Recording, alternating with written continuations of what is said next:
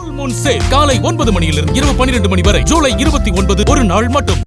திமுகவை அழிக்க நினைத்தவன் எவனும் வாழ்ந்ததாக சரித்திரமில்லை. இந்த கட்சி யார் யாரையோ பார்த்தது. திமுக தோன்றிய நேரத்தில் இந்த கட்சியை மூட்டு பூச்சி நசுக்குவதை போல் நசுக்குவேன் என்று சொன்னவர் ராஜாஜி. இந்த ராஜாஜியே கடைசியில நம்ம கிட்ட வந்து அவருக்கு மணிமண்டபமே நம்ம தான் கட்டணும். பண்டிதர் நேரு சொன்னார், திமுகவை அது விரும்புகிற நாட்டுக்கு மூட்டை கட்டி அனுப்புவேன் என்று பேசினார். அந்த நேருடைய மகளையும் பேரனையும் பேத்தியும் காப்பாற்றியதும் திராவிட முன்னேற்ற கழகம் தான் என்பதை மறந்துவிடக்கூடாது. திமுக கொண்டு வந்த திட்டங்களை எல்லாம் நம்முடைய கவி குறிப்பிட்டதை போல பேரை மாத்திருக்காங்க. ரஜினிகாந்தும் செந்தில ஒரு படத்துல வருவாங்க. செந்தில் மாப்பிள்ள பொண்ணு பார்க்க போவான். உன் ட்ரெஸ்ஸை போட்டுக்கிட்டு போனா அழகா இருக்கும், அதனால உன் ட்ரெஸ்ஸை 200 கொடு அப்படின்னு கேட்டுட்டு 2 பேரும் நடந்து வருவாங்க. ரஜினிகாந்த் சொல்லுவான், மாப்பிள்ளை இவர் தான், இவர் போட்டுக்கிற ட்ரெஸ் எனக்கு சொந்தம்.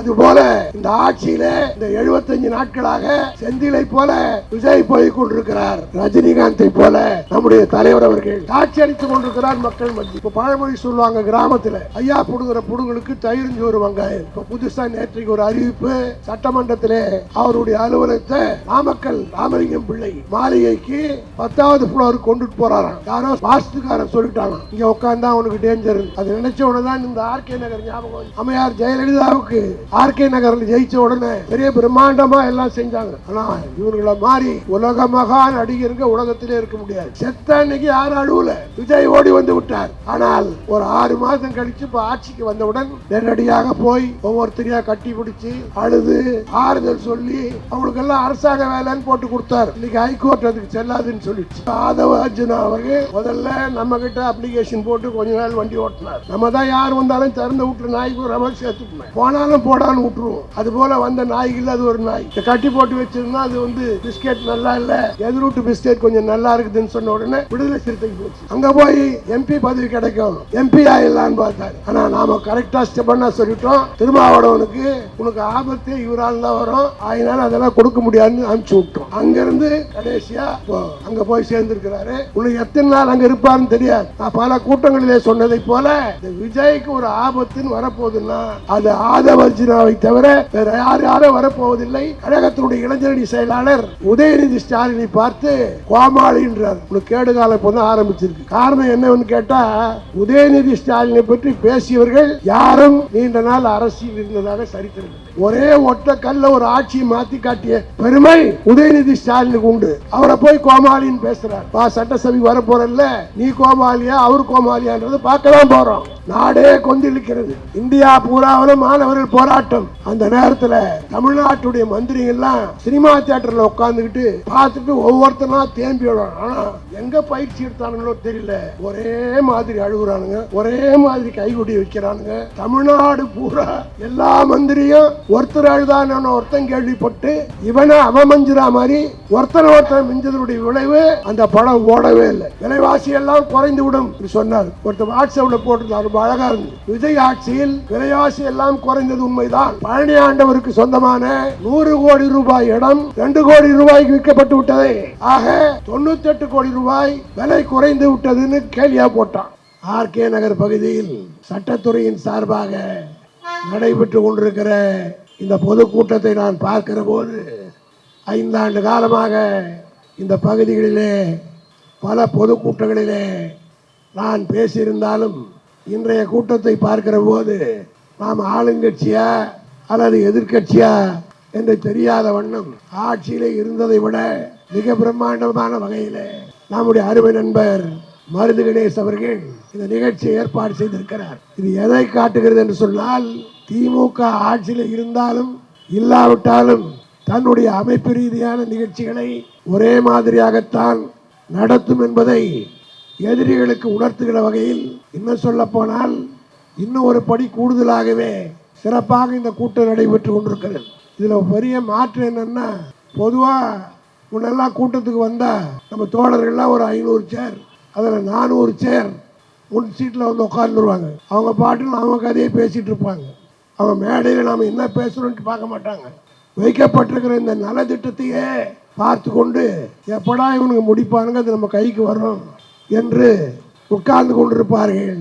ஆனால் இன்றைக்கு பார்க்கிறேன், 1970களிலே எப்படி உணர்ச்சி மயமாக திமுக தொண்டர்கள் கூட்டத்துக்கு வருவார்களோ அதுபோல பார்க்கிற முகத்தை எல்லாம் நான் பார்க்கிறேன்.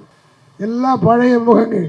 எதையும் எதிர்பார்க்காமல் ஆட்சி இருக்கிற போது நீங்கள் விழாவை நடத்தி கொள்ளுங்கள், நாங்கள் எங்க வேலையை பார்க்கிறோம் பார்த்துக்கிட்டு இருந்தவர்கள் கட்சிக்கு சோதனை என்றால் நாங்கள் தான் முதல்ல நிற்போம் என்று நிரூபிக்கிற வகையில் இந்த கூட்டத்திலே வந்து அமர்ந்திருக்கிற அந்த காட்சி இதுதான் திமுக.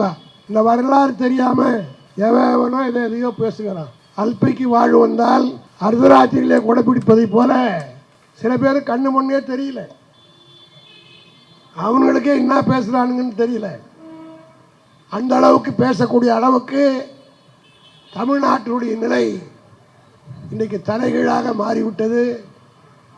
ஆனால் ஒன்றை மட்டும் சொல்லுகிறேன், திமுகவை பழித்தவன், திமுகவை அழிக்க நினைத்தவன் எவனும் வாழ்ந்ததாக சரித்திரமில்லை. இந்த கட்சி யார் யாரையோ பார்த்தது. திமுக தோன்றிய நேரத்தில் இந்த கட்சியை மூட்டு பூச்சி நசுக்குவதை போல் நசுக்குவேன் என்று சொன்னவர் ராஜாஜி. அந்த ராஜாஜியே கடைசியில் நம்ம கிட்ட வந்து அவருக்கு மணிமண்டபமே நம்ம தான் கட்டணும். பண்டிதர் நேரு சொன்னார், I will back the DMK to which ever nation it wants என்று சொன்னார். திமுகவை அது விரும்புகிற நாட்டுக்கு மூட்டை கட்டி அனுப்புவேன் என்று பேசினார். அந்த நேருடைய மகளையும் பேரனையும் பேத்தியும் காப்பாற்றியதும் திராவிட முன்னேற்ற கழகம் தான் என்பதை மறந்துவிடக்கூடாது. ஆக இந்த கட்சியை தீட்டி பார்த்தவன், தொட்டு பார்த்தவன் கொஞ்ச நாளுக்கு வண்டி ஓடும். ஆனால் இந்த வண்டி ஓடுற வேகத்தை பார்த்தா எப்போது பிரேக் டவுன் ஆகும்னு நமக்கு தெரியவில்லை. காரணம்,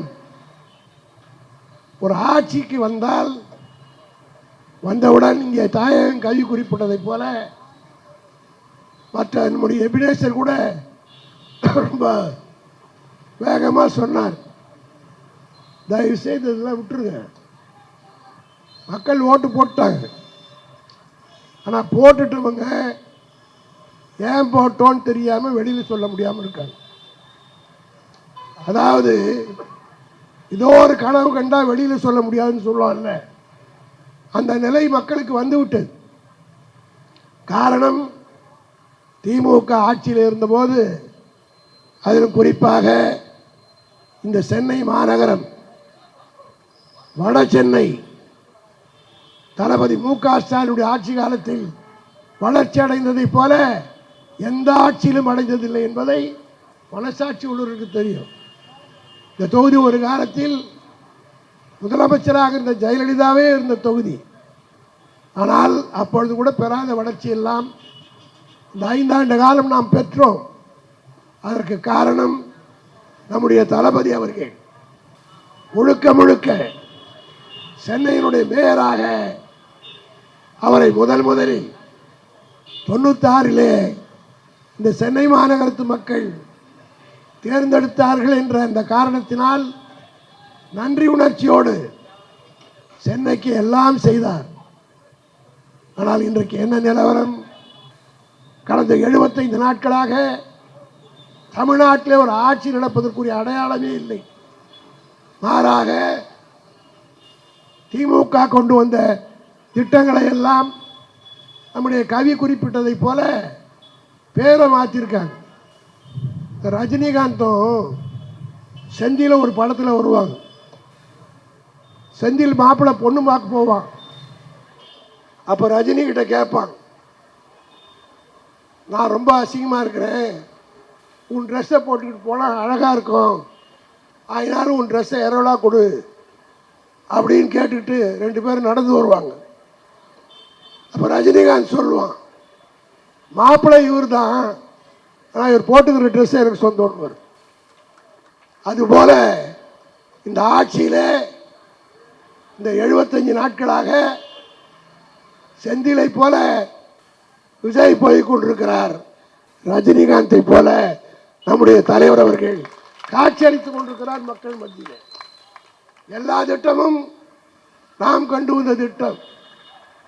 இதை மறக்க முடியுமா? இப்போ பழமொழி சொல்லுவாங்க கிராமத்தில், ஐயா புடுங்குற புடுங்களுக்கு தயிர்ஞ்சோறு வெங்காயம். அதுபோல சட்டமன்றத்தில் பேரை மாற்றி பார்த்தார், திட்டங்களுக்கு மாற்றினார். இப்போ புதுசாக நேற்றைக்கு ஒரு அறிவிப்பு, சட்டமன்றத்தில் அவருடைய அலுவலகத்தை நாமக்கல் ராமலிங்கம் பிள்ளை மாளிகைக்கு 10வது ஃப்ளோருக்கு கொண்டுட்டு போறாராம். அண்ணா இருந்த உட்கார்ந்த இடம், கலைஞர் இருந்த இடம், எம்ஜிஆர் இருந்த இடம், ஜெயலலிதா இருந்த இடம், தளபதி இருந்த இடம், எல்லோரும் இருந்து ஆற்றிய பணி எந்த இடத்துல இருந்து செய்தார்களோ அந்த இடம் கூடாதான். யாரோ வாஸ்துக்காரன் சொல்லிட்டாங்க, இங்கே உட்காந்தா அவனுக்கு டேஞ்சர். அது நினைச்ச உடனே தான் இந்த ஆர்கே நகர் ஞாபகம் வந்துச்சு. அம்மையார் ஜெயலலிதாவுக்கு ஆர்கே நகரில் ஜெயிச்ச உடனே பெரிய பிரம்மாண்டமாக எல்லாம் செஞ்சாங்க. என்ன ஆச்சு? ஆட்சியும் போச்சு, அதுவும் போச்சு. ஆக ஒரு பழமொழி சொல்வார்கள், மேன் ப்ரப்போசஸ் காட் டிஸ்போசஸ் என்று சொல்வார். அதுபோல எதையும் இதையால் செய்து விடலாம் என்று எண்ணி அந்த 10 அடுக்கு மாளிகையில் அங்கே அந்த ஆஃபீஸ் ஒரு வேலை நடக்க போகிறதில்லை. காரணம் என்ன? மொத்த அலுவலகம் அதிலே தான் இருக்கிறது. அந்த 10 அடுக்கு மாளிகையிலே தான் எல்லா அரசு உயரதிகாரிகளும் பணியாற்றுகிறார்கள். அதற்கு மேலே போய் இவர் உட்கார்ந்தாருன்னா என்ன நடக்க போகுது? எந்த நிர்வாகம் நடக்க போகிறது கிடையாது. அவருடைய கூட்டணி கட்சி சார்ந்தவர்களே இன்றைக்கு கண்டனம் தெரிவித்திருக்கிறார்கள். இதெல்லாம் ஒரு ஆடம்பர செலவை தவிர மக்களுக்கு நன்மை தரக்கூடிய வகையில் எந்த திட்டமும் கிடையாது. அதே போல கரூருக்கு போனார். கரூரிலே சம்பவம் நடைபெற்ற போது 41 பேர் செத்தாங்க. தமிழ்நாட்டு மக்கள் மறந்து விடக்கூடாது. அந்த நேரத்தில் இப்போ முதலமைச்சரை பற்றி சொல்கிறார்கள், மாலை 6 மணிக்கு மேலே யாரையும் பார்க்க மாட்டாராம். வடிவேல் சொல்லுவோம்ல, 6 மணிக்கு மேலே ஆட்டோ ஓடாது. அதுபோல 6 மணிக்கு மேல் இவரை எந்த அதிகாரியும் சந்திக்க கூடாது. இதெல்லாம் தமிழ்நாட்டு மக்கள் சிந்தித்து பார்க்க வேண்டும். கரூரில் 41 பேர் செத்தார்கள் என்றவுடன் இரவு 9 மணி 10 மணிக்கெல்லாம் தளபதி மு.க. ஸ்டாலின் முதலமைச்சராக இருந்த நேரத்தில் அவசரமாக அங்கே அமைச்சர்களை அனுப்பி அவர் மாத்திரம் அந்த அவசர நடவடிக்கை எடுக்கலன்னா இன்னும் 10 பேர் செத்திருப்பாங்க. அது மட்டும் இல்ல, அவரே இரவு 12 மணிக்கு கரூருக்கு சென்று மருத்துவமனைக்கு போய் பார்வையிட்டு உடனடியாக 10 லட்சம் ரூபாயை அறிவித்து இரவு 6 மணிக்கு மேல் வர முடியாது என்று சொல்லுகிற இந்த முதலமைச்சர், ஆனால் நம்முடைய தலைவர் நள்ளிரவிலே சென்று அந்த காரியங்களை எல்லாம் செய்தனுடைய விளைவுதான் இவர் ஓடியாட்டார். திருச்சி விமான நிலையத்திலிருந்து சென்னை ஏர்போர்ட்டுக்கு வந்து அவர் ஓடுற காட்சியெல்லாம் பத்திரிகையில் போட்டான். ஆனால் இதையெல்லாம் மக்கள் மறந்து விட்டார்கள். இன்றைக்கு அந்த 41 பேர் நாம் கொடுத்த அந்த 10 லட்சமும் அன்றைக்கு நாம் அடித்த நிர்வாகம் தான், நிவாரணம் தான் அந்த மக்களை வாழ வைத்தது. ஆனால் எலெக்ஷன் முடிஞ்சு, ஆனால் இவர்களை மாறி உலக மகா நடிகருங்க உலகத்திலே இருக்க முடியாது. செத்த அன்னைக்கு யாரும் அழுவல, விஜய் ஓடி வந்து விட்டார். ஆனால் ஒரு 6 மாதம் கழித்து இப்போ ஆட்சிக்கு வந்தவுடன் நேரடியாக போய் ஒவ்வொருத்தரையாக கட்டி பிடிச்சி அழுது ஆறுதல் சொல்லி அவங்களுக்கெல்லாம் அரசாங்க வேலைன்னு போட்டு கொடுத்தார். இன்னைக்கு ஹைகோர்ட் அதுக்கு செல்லாதுன்னு சொல்லிடுச்சு. நாளைக்கு அப்பீல் போவாங்க சுப்ரீம் கோர்ட்டில், அது என்ன ஆகுது அதை பற்றி கவலை இல்லை. ஆனால் முதலில் நிவாரணம் செய்தது யார் என்பதை அந்த கட்சிக்காரன் மட்டுமல்ல, அந்த குடும்பம் கொஞ்சம் நினைச்சு பார்க்கணும். அதே போல மாதந்தோறும் வழங்கப்படுகிற இந்த 1000 ரூபாய் உதவித்தொகைக்கு உச்ச நீதிமன்றத்தில் பாஜகவை சார்ந்த ஒரு வழக்கறிஞர் உச்ச நீதிமன்றத்தில் ஒரு கேஸ் போட்டார். என்ன கேஸ்ன்னா, தமிழ்நாட்டிலே தேர்தல் வருகிறது, மு.க. ஸ்டாலின் மாதந்தோறும் மகளிர் ஒருமை தொகை என்று 1000 ரூபாய் கொடுக்கிறார், இதற்கு தடை விதிக்க வேண்டும் என்று பாரதிய ஜனதா கட்சியை சார்ந்த உபாத்தியாயா என்ற ஒரு வக்கீல் உச்ச நீதிமன்றத்தில் வழக்கு போட்டு இதை தடை செய்ய வேண்டும், தேர்தல் முடிந்த பிறகு இந்த பணத்தை கொடுக்க வேண்டும், தேர்தலுக்கு முன் கொடுக்க கூடாது என்று தடை செய்ய உச்ச நீதிமன்றத்தில் வழக்கு தாக்கல் செய்கிறார்.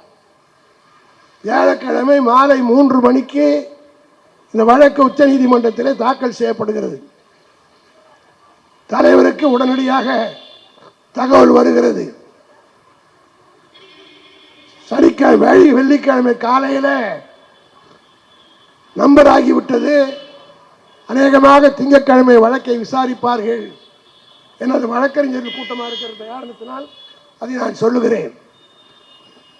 வெள்ளிக்கிழமை நம்பர் ஆகி திங்கட்கிழமை இயரிங்க்கு வரப்போகிறது என்று தெரிந்தவுடன் கலைஞர் அவர்கள், தளபதி அவர்களுக்கு இந்த செய்தி மாலை ஒரு 5-6 மணி இருக்கும் போது அறிவாலயத்தில் இருக்கிற போது தகவல் வருகிறது.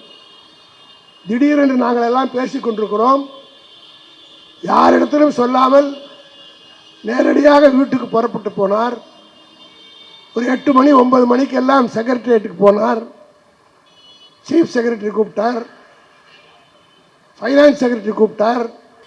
இரவோடு இரவாக 11 மணி உட்கார்ந்து அவரிடத்தில் ஆலோசனை சொல்கிறார். என்ன, உச்ச நீதிமன்றத்தில் வழக்கு போட்டு விட்டார்கள், அநேகமாக ஸ்டே கொடுத்து விட்டால் இந்த மகளிர் உரிமை தொகை மார்ச் ஏப்ரல் மே இந்த 3 மாதத்திற்கு தடை வாங்கி விடுவார்கள், எனவே இந்த பணம் கொடுக்க முடியாது. ஆகவே என்ன செய்ய வேண்டும் என்ற யோசனையை தலைவர் சொல்லுகிறார். 3000 ரூபாயும் அதோடு சேர்த்து ஊக்கத்தொகையாக ஒரு 5000 ரூபாயும் சேர்த்து 8000 ரூபாய்க்கு ஒரே செக்கா ஒரே நேரத்தில் 1,31,00,000 பேருக்கும் நாளை காலையே போய் சேர வேண்டும், இதற்கு நீங்கள் உடனடியாக கையெழுத்து போடணும் என்ற போது சீஃப் செக்ரட்டரி தயங்குகிறார், ஃபைனான்ஸ் செக்ரட்டரி தயங்குகிறார். இல்லை சார், நாளை காலையில் பார்த்துக்கலாம், நாளை காலையில் சனிக்கிழமை, இன்னைக்கு நைட்டே போட்டால் தான் நாளை காலையில் பேங்க்ல ரைஸ் ஆகும். ஆகவே அதற்குள்ள திங்கட்கிழமை வந்துச்சுன்னா ஸ்டே கொடுத்தாங்கன்னா போக முடியாது என்று இரவு 12 வரை உட்கார்ந்து இரவோடு இரவாக தமிழ்நாட்டில் இருக்கிற 1,31,00,000 பேருக்கும் 8000 ரூபாய் போட வைத்த தலைவர் தளபதி அவர்கள். ஆனால் இந்த மக்கள் எண்ணி பார்க்கவில்லை. எவ்வளவு கடினம், கொடுப்பது 8000 பெருசல்ல, ஆனால் ஏன் கொடுத்தார், இதை தடை வாங்க வேண்டும் என்று பிஜேபியை சார்ந்த உபாத்தியாயா என்ற ஒரு வக்கீல் தொடர்ந்த வழக்கு அநேகமாக தடை செய்துவிட்டால் பணம் கிடைக்காது, கொடுக்க முடியாது என்பதால் நடவடிக்கை எடுத்தார். அதுபோல இன்றைக்கு முதலமைச்சராக உட்கார்ந்திருக்கிற விஜய் நான் கேட்கிறேன், உன்னுடைய ஆட்சி காலத்தில் 6 மணிக்கு மேல் அதிகாரின்னு பார்க்கக்கூடாது, எந்த அதிகாரியும் வரக்கூடாது. ஒரு 3-4 பேரை வச்சிருக்கிறார், இவங்க தான் பேசுவாங்க. அந்த 3-4 பேரில் யார் ரொம்ப முக்கியமானவர்னா ஆதவன் ஒரு மந்திரி. அவர் யாருன்னு கேட்டா, இந்தியா பூராவிலும் வெறும் காகிதத்தை அடிச்ச அந்த காகிதத்தை ரூபா நோட்டாக மாற்றக்கூடிய அளவுக்கு பணத்தை சம்பாதித்த ஒரே குடும்பம் லாட்டரி சீட்டு மார்ட்டின் குடும்பம். வெறும் பேப்பர் தான், அதை பிரிண்ட் பண்ணி வித்துட்டு யாருக்கும் பணம் விழாது. 5000 ரூபாய் லாட்டரியில் விழணும்னா 10 பேருக்கு கொடுத்துட்டு மீதி பூரா போயிடும்.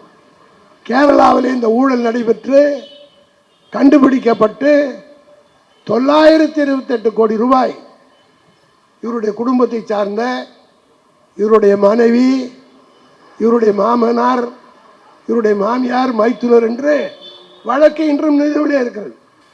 அந்த யோக்கியர் இன்றைக்கு நம்முடைய தலைவருக்கு சவால் விடுகிறார்.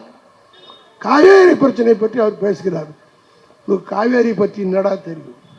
காவேரி ஹாஸ்பிட்டல் வேணா உனக்கு தெரியும். காவேரி பிரச்சனை பற்றி திமுக காரிடத்தில் பேசினால் இந்த இயக்கம் தலைவர் கலைஞர் அவர்கள் தான் முதலில் இந்த பிரச்சனைக்கு தீர்வு கண்டு இன்று வரை போராடி கொண்டிருக்கிற ஒரே இயக்கம் திமுக தான். மு.க. ஸ்டாலின் எதையும் செய்யவில்லை, கெடுத்து விட்டார் என்று நேற்றைய தினம் ஆதவன் பேசுகிறார். இன்றைக்கு நம்முடைய சட்ட அமைச்சர் கூட அதுக்கு தெளிவான பதில் சொல்லியிருக்கிறார். அதுக்கடுத்து இன்னொரு மந்திரி நிர்மல்குமார், எவனாவது ஒரே கட்சியில் இருந்தாங்கன்னா எவனும் கிடையாது. இந்த ஆதவ அர்ஜுனா அவர்கள் முதல்ல நம்ம கிட்ட அப்ளிகேஷன் போட்டு கொஞ்ச நாள் வண்டி ஓட்டினார். நம்ம தான் யார் வந்தாலும் திறந்த வீட்டில் நாய்க்கு ரொம்ப சேர்த்துப்போமே, போனாலும் போடான்னு விட்டுருவோம். அதுபோல் வந்த நாய்கள் அது ஒரு நாய் கட்டி போட்டு வச்சிருந்தா அது வந்து பிஸ்கெட் நல்லா இல்லை, எதிர்விட்டு பிஸ்கெட் கொஞ்சம் நல்லா இருக்குதுன்னு சொன்ன உடனே விடுதலை சிறுத்தைக்கு போச்சு. அங்கே போய் எம்பி பதவி கிடைக்கும், எம்பி ஆயிடலான்னு பார்த்தாரு. ஆனால் நாம் கரெக்டாக ஸ்டெப் பண்ண சொல்லிட்டோம், திருமாவளவனுக்கு உனக்கு ஆபத்து இவரால் தான் வரும், அதனால் அதெல்லாம் கொடுக்க முடியாதுன்னு அனுப்பிச்சி விட்டோம். அங்கேருந்து கடைசியாக இப்போ அங்கே போய் சேர்ந்துருக்கிறாரு. இன்னும் எத்தனை நாள் அங்கே இருப்பார்னு தெரியாது. நான் பல கூட்டங்களிலே சொன்னதை போல இந்த விஜய்க்கு ஒரு ஆபத்துன்னு வரப்போகுதுன்னா அது ஆதவர்ஜினாவை தவிர வேற யாரும் வரப்போவதில்லை. காரணம் அந்த மாதிரி ஒரு குரூப் அற்ற குணத்தார் நீர் பறவைகள். இப்போ அண்ணாமலை கட்சி சில பேருக்கு சில பழக்கம் இருக்கும். இந்த தெருவில் ஒரு 10 ஒரு புதுசாக ஒரு ஹோட்டல் திறக்கிறாருன்னா இந்த பகுதியில் இருக்கிறப்பாங்க முதல் நாள் ஹோட்டல் திறக்கிற அன்னைக்கு ஸ்பெஷலாக ஸ்வீட் கீட்டு எதுனா போடுவோம். வழக்கமாக சாப்பிட்றதுக்கு ஹோட்டலை விட்டுட்டு அந்த ஹோட்டலுக்கு போய் சாப்பிடுவாங்க. அதுபோல் இன்னொரு ஹோட்டல் திறந்து அங்கே போய் சாப்பிடுவான்.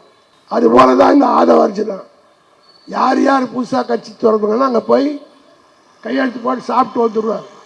இப்போ அண்ணாமலை கம்பெனி ஓப்பன் பண்ண போகிறார். அவர் ஆரம்பித்த உடனே முதல் டிஃபன் சாப்பிட போகிறதுக்கு ஆள் ஆதவர்ஜனா இருந்தாலும் ஆச்சரியப்படுறதுக்கு இல்லை. காரணம் அந்த மாதிரி ஒரு கேரக்டர். அவர் திமுகவை பார்த்து சவால் விட்டு கொண்டிருக்கிறார். இங்கே நம்முடைய தோழர்கள்லாம் குறிப்பிட்டதை போல இதை விட ஜாம்பவான்லாம் நாங்கள் பார்த்துருக்கிறோம். அதற்கடுத்து நிர்மல்குமார் ஒரு மந்திரி, அவர் எத்தனை கட்சிக்கிட்டா போயிட்டு வந்தாருன்னா முதல்ல பாஜக, அப்புறம் அமமுக, அப்புறம் அதிமுக, திருப்பி பாஜக, இப்போ தாவாக்கா. தாவேக்காவா அது இனாக்காவோ ஒரு 70 தெரியல. அந்த காலை போய் சேர்ந்துக்கிட்டு அவர் இன்றைக்கு சட்ட மேதையை போல் பேசுகிறார். நம்முடைய தளபதி கழகத்தினுடைய இளைஞரணி செயலாளர் உதயநிதி ஸ்டாலினை பார்த்து கோமாளின்றார். உனக்கு கேடுகாலம் இப்போ தான் ஆரம்பிச்சிருக்கு. காரணம் என்னன்னு கேட்டால் உதயநிதி ஸ்டாலினை பற்றி பேசியவர்கள் யாரும் நீண்ட நாள் அரசியல் இருந்ததாக சரித்திரமில்லை. அவர் ஜாதகமே கொஞ்சம் வித்தியாசமான ஜாதகம். கலைஞர் ஜாதகமும் அவர் ஜாதகம் ஒன்று. ஒரே ஒற்றை கல்ல ஒரு ஆட்சியை மாற்றி காட்டிய பெருமை உதயநிதி ஸ்டாலினுக்கு உண்டு. அவரை போய் கோமாளின்னு பேசுறார். வா சட்டசபைக்கு வரப்போறல்ல, நீ கோமாளியா அவர் கோமாளியான்றது பார்க்க தான் போறோம். ஒரே வார்த்தை அப்பாவை காணோன்னாரு. அடுத்த நிமிஷமே போட்டு விட்ட உடனே துட்டை காணன் துணியை காணன்னு சொல்லிட்டு துட்டை கொடுத்து சூன்ய வச்சுக்கின்னு விஜய் அதுக்கப்புறம் அந்த வாயை திறக்கிறது இல்லை. அப்பாவை காணோன்னு பேசின உடனே அவர் அழகா சொன்னார், அப்பாவை காணா புருஷனை காணோன்னு சொல்லிட்டு செங்கல்பட்டு கோர்ட்டில் தேடிக்கொண்டிருக்கிறார்கள் உடனே வாயை திறக்கல. அதே போல இப்போ அவர் பேசியிருக்கிறார்.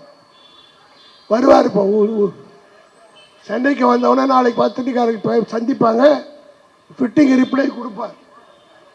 உதயநிதி ஸ்டாலினை பொறுத்த மட்டிலும் அவர் சட்டமன்றத்தில் எதிர்கட்சி வரிசையில் உட்கார்ந்து ஆற்ற போகிற பணி இதுதான் ஆரம்பிக்க போல்.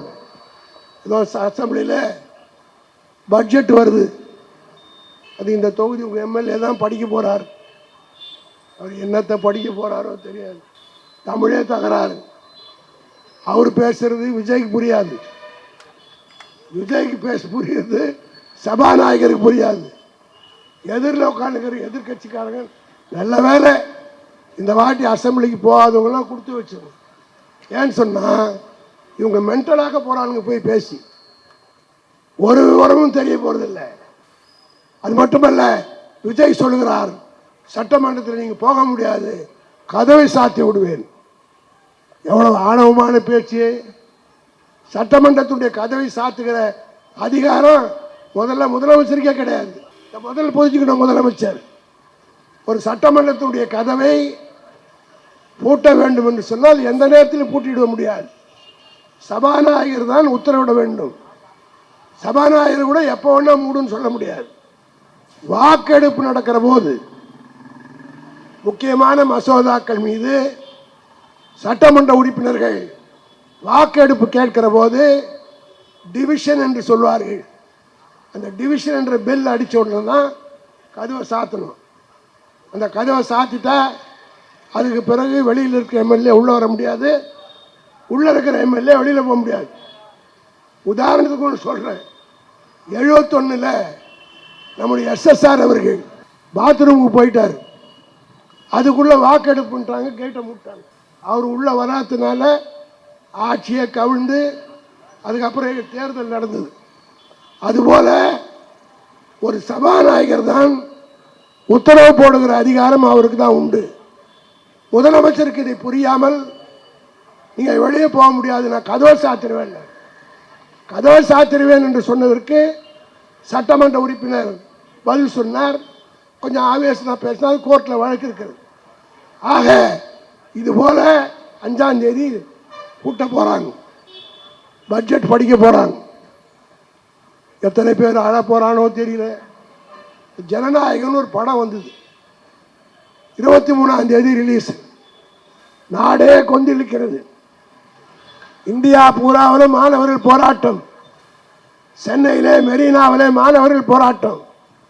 அந்த நேரத்தில் தமிழ்நாட்டுடைய மந்திரிகள்லாம் சினிமா தியேட்டரில் உட்காந்துக்கிட்டு பார்த்துட்டு ஒவ்வொருத்தனா தேம்பி விடுவாங்க. ஆனால் எங்கே பயிற்சி எடுத்தானுங்களோ தெரியல, ஒரே மாதிரி அழுகுறானுங்க, ஒரே மாதிரி கைகுடி வைக்கிறானுங்க. தமிழ்நாடு பூரா எல்லா மந்திரியும் ஒருத்தர் அழுதான ஒருத்தன் கேள்விப்பட்டு இவனை அவமஞ்சுறா மாதிரி ஒருத்தன் மிஞ்சதனுடைய விளைவு அந்த படம் ஓடவே இல்லை, ஒரே நல்ல டப்பா கூட போச்சு. ஆக சட்டமன்றத்தில் இதே போல காட்சி தான் நடக்க போகுது. முதலமைச்சர் பேசுவாரா அல்லது பட்ஜெட் படிக்கிற போது எத்தனை பேர் விசில் அடிக்க போறான்னு தெரியல, எத்தனை பேர் எந்திரிச்சு நின்று பெஞ்சில் நிற்க போறான்னு தெரியல. எல்லா கூத்தும் நடக்க போகுது. ஆனால் தமிழ்நாட்டை பொறுத்த மட்டிலும் திராவிட முன்னேற்ற கழகத்தை பொறுத்த மட்டிலும் எங்களுக்கு எந்த விதமான கஷ்டம் கிடையாது. இங்கே எனக்கு முன்னால் பேசிய சூர்யா கிருஷ்ணமூர்த்தி, சிவாஜி கிருஷ்ணமூர்த்தி குறிப்பிட்டது போல இப்போதான் நம்ம ஆளுங்கள்லாம் நிம்மதியாக, எந்த தொலையும் கிடையாது.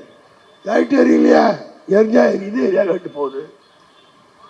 தண்ணி வரலையா, வந்தா வருது, வரா கட்டி போகுது. அவன் பொண்டாட்டி பிள்ளையை பார்க்குறான். எம்எல்ஏன்னா ராத்திரி 12, நான் சேர்மனாக இருக்கும்போது மழை பெஞ்சதுன்னு வச்சு நான் 4 முறை 20 வருஷம் சேர்மனாக இருந்தேன். ஓப்பன் இடம் இருக்குல்ல, அங்கே தவக்கலை கத்தும். ராத்திரி 12 மணிக்கு ஃபோன் பண்ணுவான், சார் ஒரே தவக்கலை சத்தமாக இருக்குது சார். நான் பொறுத்து பார்த்தேன். ஒரு நாளைக்கு இந்த தவக்கலை சத்தம் தானே, நேராக வரேன், நானே பிடிச்சி வீட்டுக்குள்ளே விட்டுறேன். காரணம் என்னென்னா, நம்ம வேலை செய்தோன்ற காரணத்தினால எபினேசர் ஓடி ஓடி வேலை செஞ்சார்.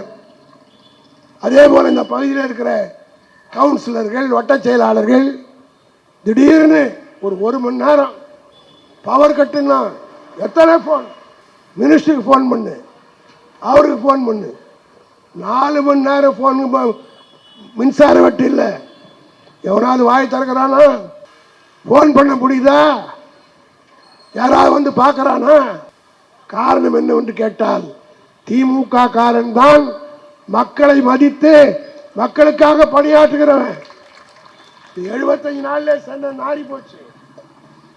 குப்பை வாரல, இனிமேல் பட்டு எந்த குப்பையும் வார மாட்டான். காரணம் என்னன்னா எல்லா கான்ட்ராக்டையும் நிறுத்திட்டான். ஒரு சின்ன ரோடில் பேட்ச் போட்டால் நம்முடைய சிவகுமார் பொதுக்குழு உறுப்பினர் வரும்போது சொல்லிட்டு வந்தார் என்கிட்ட, ரோடில் ஒரு பேட்ச் விழுந்துருச்சு, அந்த பேட்சை போடுன்னு சொன்னால், சார் எல்லா டெண்டரும் கேன்சல் சார், பேட்செல்லாம் போட முடியாது. இப்போ மழை பெய்ய போகுது, 2 மழை பெஞ்சா அங்கங்கே தார் தூக்கும், பாட்டோல் வரும்போது எத்தனை வண்டி விழ போகுது தெரியாது.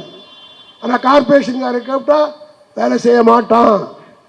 ஏன் செய்ய மாட்டான்னா எல்லா டெண்டரையும் ரத்து செய்து விட்டார்கள். ஏற்கனவே போட்ட டெண்டர்லாம் கேன்சல், வேலை செய்த கான்ட்ராக்டருக்கெல்லாம் பணம் கொடுக்கல. இதனுடைய விளைவு என்ன தெரியுமா? கான்ட்ராக்டை கேன்சல் பண்ணால் கான்ட்ராக்டருக்கு மொத்தம் பாதிப்பு இல்லை, குவாரி நடத்துகிறான்ல அந்த குவாரியிலேருந்து இங்கே ஜல்லி வந்தால் தான் ரோடு போட முடியும். அது அங்கே குவாரி வேலை செய்யலைன்னா குவாரியில் வேலை செய்கிற தொழிலாளிக்கு வேலை கிடையாது. அவனுக்கு வேலை இல்லைன்னா தினக்கூலி வேலை செய்கிறவன் வேறு வேலை அவனுக்கு கிடையாது.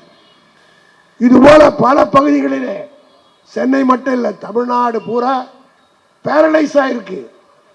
அன்றாட நடக்க வேண்டிய பணிகள். அது மட்டுமல்ல, லஞ்சம் அறவே இருக்காது, ஊழல் இருக்கவே இருக்காது. சொல்லி 75 நாள் ஆகிற விலைவாசி எல்லாம் குறைந்து விடும் என்று சொன்னார். ஒருத்தர் வாட்ஸ்அப்பில் போட்டிருந்தார், ரொம்ப அழகாக இருந்தது. விஜய் ஆட்சியில் விலைவாசி எல்லாம் குறைந்தது உண்மைதான். பழனி ஆண்டவருக்கு சொந்தமான 100 கோடி ரூபாய் இடம் 2 கோடி ரூபாய்க்கு விற்கப்பட்டு விட்டது. ஆக 98 கோடி ரூபாய் விலை குறைந்து விட்டதுன்னு கேள்வியா போட்டான். ஒரே கையெழுத்தில் ஒரே ரிஜிஸ்ட்ரேஷன்ல 100 கோடி ரூபாய் அடிச்ச யோகியர்கள் தான் இன்றைக்கு ஆட்சியில் இருக்கக்கூடிய. நல்ல வேலையா ஹைகோர்ட் தலையிட்டு அதை ரத்து பண்ணிடுச்சு. இன்னைக்கு காலையில் கன்னியாகுமரி மாவட்டத்தில் அரசு வழக்கறிஞராக நியமிப்பதற்கு 15 லட்சம் ரூபாய் 15 லட்சம் ரூபாய் கொடுத்துட்டு அரசு வழக்கறிஞராக வர்றவன் எப்படி யோகினா இருக்க முடியும்? மருது கணேஷ் கூட அரசு வழக்கறிஞராக இருந்தவர். இவர் லஞ்சம் கொடுத்துட்டு வந்திருந்தாருன்னா, இப்போ நார்காட்டிக்ஸ் இருக்கு, கஞ்சா இதெல்லாம் பிடிக்கிற வக்கீல், அதை வழக்கு நடத்துகிற வக்கீல், அவர் 15 லட்சம் ரூபாய் கொடுத்துட்டு போனாருன்னா, ஒரு கஞ்சா வைக்க ஒன்று பிடிச்சிட்டு வந்து உள்ளே விட்டா அவர் என்ன பண்ணுவார்? 15 லட்சத்தை சம்பாதிக்கிறதுக்காக அவங்ககிட்ட 1 லட்சத்தை வாங்கின்னு ரிலீஸ் பண்ணி விட்டுருவார். அடுத்த நாள்லேயே போய் அவங்க கஞ்சா வைக்காது. இதான நடக்கும் போது குற்றங்கள் அதிகமாகும். எப்பவுமே சொல்றேன், கிரிமினல் கோர்ட்டில் இருக்கக்கூடிய பப்ளிக் ப்ராசிக்யூட்டர்கள் ஊழல் செய்கிறவர்களாக இருந்தால் சட்ட ஒழுங்கை யாராலும் கட்டுப்படுத்த முடியாது. ஒவ்வொரு கோர்ட்டுக்கும் 20 லட்சம் 30 லட்சம் என்று வாங்கி கொண்டு போடுவதாக நான் சொல்ல, ஹைகோர்ட்லேயே வழக்கு போட்டு காம்ப்ரமைஸ் பண்ணிட்டாங்க. இன்னைக்கு புதுசாக வந்தது. இப்படி ஒவ்வொரு துறையாக எடுத்துக்கிட்டாங்க. கலெக்டர் ஆஃபீஸ் எடுத்துக்கிட்டா ஆஃபீஸர்கள்லாம் நல்லா கேள்வி கேட்குறாங்க. லஞ்சம் வாங்கக்கூடாதுன்னு சொல்கிறார், கரெக்டு. இங்கே வராங்கள ஆஃபீஸருங்க, எம்எல்ஏங்க, அதிகாரி ஒரு 100 பேர் வந்து சாப்பிட்றான்ல, இவனுக்கெல்லாம் சோறு எங்கேருந்து வந்து போடுறது? யாருக்கிட்ட இருந்து வசூல் பண்ணுறது? அதுக்கு ஏதாவது ப்ரொவிஷன் இருக்கா? ஒன்று மட்டும் சொல்கிறேன், பெருந்தலைவர் காமராஜர் தான் அழகாக சொன்னார், சில இடங்களிலே சில லஞ்சங்கள் தவறுகள் முடியவே முடியாது. அதுக்கு தான் அவர் சொன்னார், மாமன் கொடுக்குறான் மச்சான் வாங்கிக்கிறான், இதுதான் லஞ்சமே தவிர கொள்ளையடிப்பது வேறு, பெரிய ஸ்கேண்டல் செய்வது வேறு. சாதாரணமாக முனிசிபாலிட்டியில் வேலை செய்கிறவன், கலெக்டர் ஆஃபீஸில் வேலை செய்கிறவன், அவனை போய் கலெக்டர் வந்தோடனே காப்பி வாங்கிட்டு வாங்குறாரு. எம்எல்ஏ வந்தோடனே அவர் கூட 10 பேர், அதுவும் இப்போ போயிருக்கானுங்க பாரு எம்எல்ஏங்க, உலக மகா பிறவைகள், நேராக போய் கலெக்டர் சீட்லேயே உட்காந்துக்கிறாங்க. ஒரு கலெக்டர் என்ன பண்ணியிருக்காரு, எம்எல்ஏ ஆய்வுக்கு வந்தோடனே நீங்களே இருங்க நாங்கள் போராட்டி போயிடலாம். எங்களுக்கு எதுக்கு வம்பு, ஜிஏ பாடு நான் இன்ஸ்பெக்ஷன் போகிறேன்னு போட்டான். அவன் குரங்கு மாதிரி ஒருத்தர் மேலே ஏறி உட்காந்துன்னு கலெக்டர் சீட்லேயே போய் ஒருத்தர் உட்காந்துட்டான். அதே போல் முனிசிபாலிட்டிக்கு போய் அந்த மாதிரி லேடி கமிஷனர் அந்த கமிஷனர் சீட்டை எடுத்துகிட்டு உட்காருறான். அது மட்டும் இல்லை, இன்னொரு எம்எல்ஏ ஸ்ரீவல்லிபுத்தூர் எம்எல்ஏ நான் வர்றபோது கூட கிருஷ்ணமூர்த்தி பேசிக்கிட்டு இருந்தார். ரேஷன் அரிசி போதில்ல, அதை ஆய்வு செய்வதற்காக போகிறாராம். போனால் அந்த குத்தி பார்த்து அரிசி ஒழுங்காக இருக்குதா, எடை கரெக்டாக இருக்குதா, ஒரிஜினல் அரிசி தான் போதா இல்லை நல்ல அரிசி போயிட்டு வேறு அரிசி வருதா பார்த்தா அது ஆய்வு. நேராக போகிறான், டயரை நின்றுட்டு டயரை பார்க்குறான். ஏன் டயர் தேஞ்சு போயிடுது. அவன் நல்லா சொன்னான், உன் மூஞ்சி கொடுத்தா தேஞ்சு போயிடுறதுக்கு நான் ஏன் பண்ணுவேன்ட்டான். இவன் எம்எல்ஏன்னு தெரியாமல், இந்த ஆள் எம்எல்ஏன்னு தெரியாமல் அந்த கிளீனர் தான் சொல்லியிருக்கான், மூஞ்சி கொடுத்தா தேஞ்சு போயிருக்காது நான் ஏன் பண்ணுவேன். அப்புறம் தான் சொல்லியிருக்கான், நான் எம்எல்ஏ.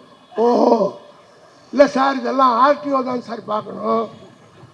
பிரேக் சரியாக இருக்கா, டயர் சரியாக இருக்கா, டயரில் காற்று இருக்குதான்னு பார்க்குறதெல்லாம் ஆர்டிஓ தான் பார்க்கணுமே ஒழிய வேறு யாரும் பார்க்கக்கூடாது சார். ஒன்று நான் கூட தான் என் டிரைவருக்கு, நீ டிரைவர் மாதிரி இல்லையா வேறு மாதிரி இதை மூஞ்சின்னு சொல்லி வாட்ஸ்அப்பில் வந்தது.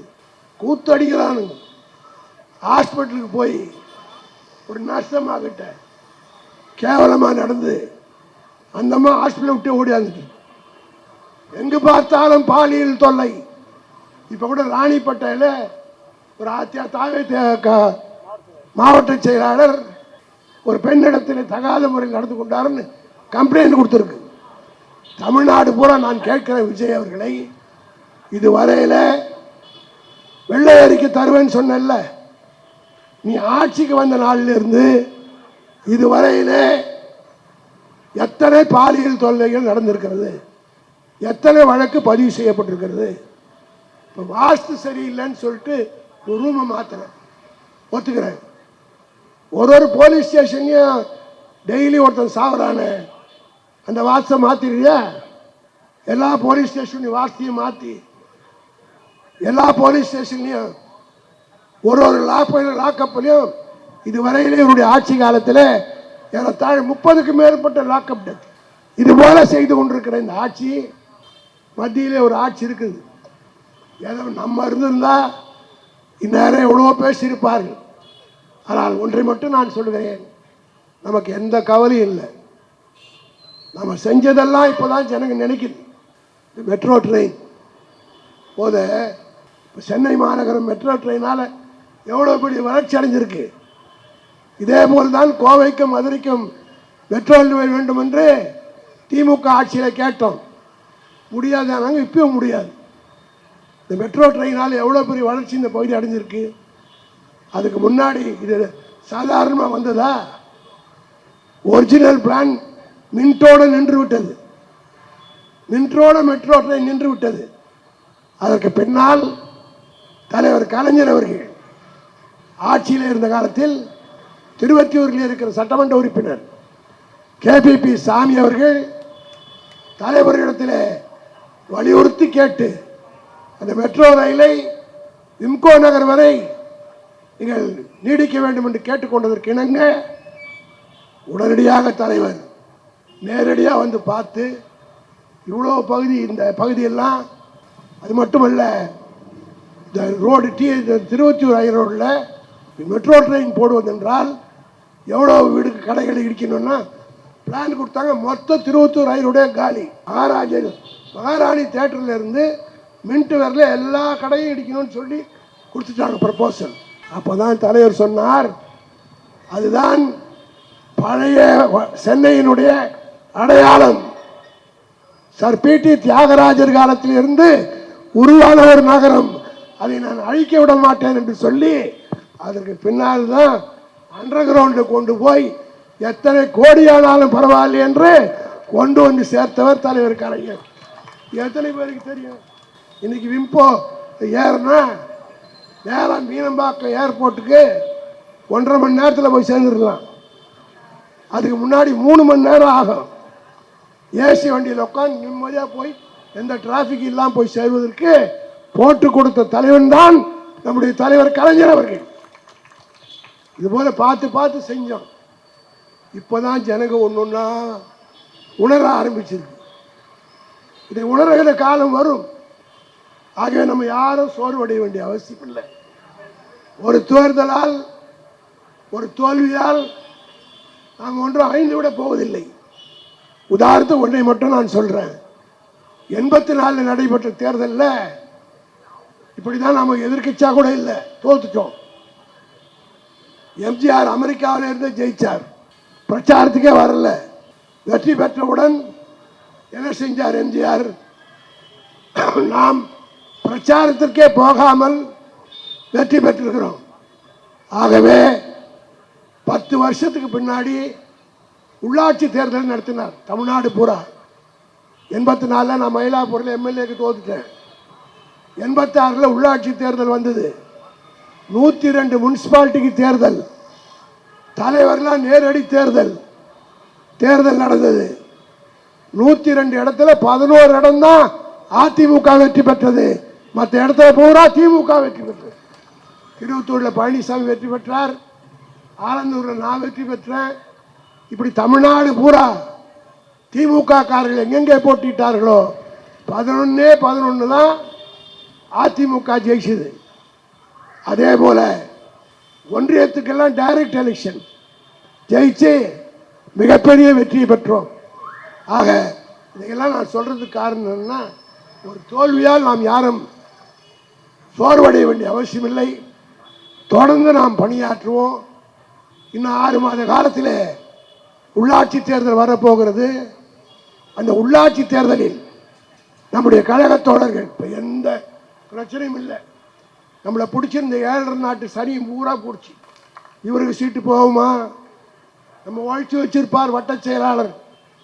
காலமெல்லாம் கூட்டம் போட்டு கட்சி வளர்த்து அந்த தொகுதியில் லைட் ஏரியில் போய் பார்த்து, சாக்கடையில் தண்ணி இல்லைன்னா போய் நின்று இவ்வளவும் பார்த்து வைப்போம். எலெக்ஷன் வந்த உடனே காங்கிரஸுக்கு ஒதுக்கப்பட்டு விட்டதை, பிசிகேக்கு ஒதுக்கப்பட்டு விட்டதை, கம்யூனிஸ்டுக்கு ஒதுக்கப்பட்டு விட்டது. அது போடுற கேண்டிடேட் ஒருத்தனும் உள்ளூர்காரன்னு அறக்க மாட்டான். மயிலாப்பூரில் கொண்டு வந்து ஆர்கே நகரில் போடுவான். நம்ம தலையெழுத்து வேலை செஞ்சு ஜெயிக்க வைப்போம். இந்த கர்மாந்திரம்லாம் இனிமேல் நமக்கு கிடையாது. நாம் தான் எல்லா இடத்துலையும் நிற்போம். சுயேட்சையாக தன்னந்தனியாக நிற்போம். யார் தயவும் தேவையில்லை. மக்கள் நம்மோடு இருக்கிறார்கள். நம்ம விட்டு போனவங்கெல்லாம் நாம் எப்படி உழைச்சோம், அவர்களை எப்படி பதவியில் உட்கார வச்சு அழகு பார்த்தோம் என்பதெல்லாம் மிக சீக்கிரம் உணர்வார்கள். தலைவர் சொல்லிவிட்டார். அதற்காக உழைத்து கூட்டணி கட்சிக்காரர்கள் வெற்றி பெற செய்ய வச்சோம். நான் உண்மையோடு தெரிவித்துக் கொள்கிறேன், நான் எந்த கவலையும் பட வேண்டியதில்லை. தலைவர் தெம்பாக இருக்கிறார். இப்போ ரொம்ப அழகாக அறிவாலயத்தில் 5 வருஷமா நாங்கள் ஒரு 4-5 பேர் தான் இருப்போம். பேச்சு துணைக்கே ஆள் இருக்காது. தாயகன் கல்வி கூட எம்எல்ஏ இருந்தார், துணையாக இருந்தால் எப்போ தான் வருவார். நான் டிகேஎஸ் இந்த பத்மநாபன் உட்காந்துருப்போம். இந்த அறிவாலயத்தை பார்த்துக்கிட்டே இருப்போம். அது மட்டும் இல்லை, எங்கட வந்து நேராக அங்கே பார்த்துட்டு வந்தா, நேராக அங்கே போயிட்டியா அப்படின்னு கேள்வி கேட்குறவங்க சில பேர் இருந்தாங்க. இதெல்லாம் மீறி வர்றவங்களும் உண்டு, வராதவங்களுக்கும் உண்டு. ஆனால் இப்போ ஆட்சி போன பிறகு பார்க்கலாம், தேரும் திருவிழாம தொண்டெல்லாம் வந்து டெய்லி 1000 பேர் கலைஞர்கள் தலைவரை பார்க்குறான். தலைவரும் தெம்பா இருக்கிறார். கட்சிக்காரன் நேராக வரான், தலைவரை பார்க்குறார். தலைவர்கிட்ட மனசில் இருக்கிறத கொட்டுறான், பேசி விட்டு போகிறான். ஆரோக்கியமாக இருக்கிற திமுக 6 மாதத்தில் எல்லாம் சரியாகிவிடும். மீண்டும் நாம் வருவோம். அதற்காக உழைப்போம் என்று சொல்லி விடைபெறுகிறேன். நன்றி, வணக்கம்.